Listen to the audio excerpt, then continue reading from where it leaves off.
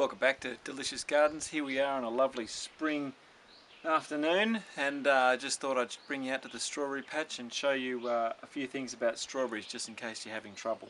So I like to run my strawberries along the edge of a garden feature. So like for example here we've got a wall, you could do it beside a bit of timber, whatever you choose. Strawberries have the ability to spread out really quickly, so every summer they're going to send out runners. This lot here I thinned out really savagely at the end of last summer. Okay, so you've got to be really careful about how quickly they grow. So here we have a nice, set of strawberries, and over the last few months I've just been adding some complete organic fertilizer like some poultry manure that's had stuff added to it, so dynamic liftoff, and people talk about that. So that's just mean that the strawberries have been fed really well, and you can see the glossy, nice lime green leaves on here show that the plants are in really good health. They're not struggling, and they're putting out lots and lots of strawberries.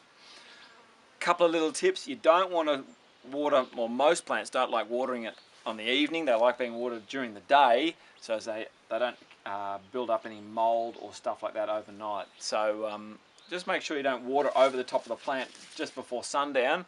Okay, that's detrimental to the plant. The plant here is throwing out, it's just starting to throw out these little runners here, and this one's got a couple of flowers on it as well. Let them go so you've got a little bit of fruit on them, but you want to be really careful, like I said earlier, about the runners coming out. The runners are taking away the energy from what's going to go into the actual fruit. Okay? Unless you want to develop a nice big strawberry patch, just leave them as nice big male plants.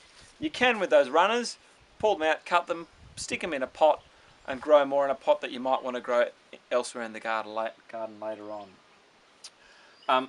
Your garden might have lots of pests in it, birds that come through and eat your strawberries, so you want to think about, like I'll probably think about that in a few weeks' time, putting something over the top, whether it be a little white bit of netting like I've got up the back there, to cover over the strawberries to stop birds coming and getting them.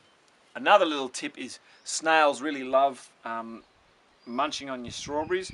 There are a few products on the market that prevent snails. I really like the MultiGuard product.